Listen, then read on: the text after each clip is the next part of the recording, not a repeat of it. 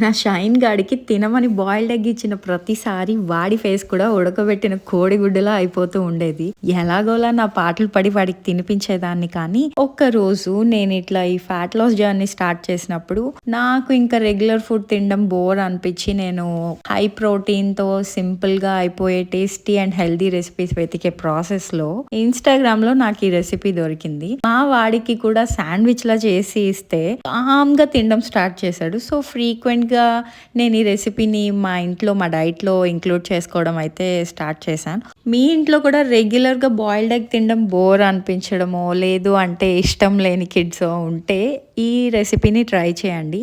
నేను ఇక్కడ నా క్యాలరీ లిమిట్ వల్ల ఓన్లీ ఒక సింగిల్ బ్రెడ్ స్లైస్తో టోస్ట్లా చేసుకున్నా. బట్ లైట్గా డ్రెస్సింగ్ వేసుకొని శాండ్విచ్లా చేసుకొని తింటే గాడ్ లెవెల్ స్టఫ్ అని చెప్పొచ్చు. సో దీని nutritional info and detail recipe కోసం డిస్క్రిప్షన్ చూడండి. Okay bye.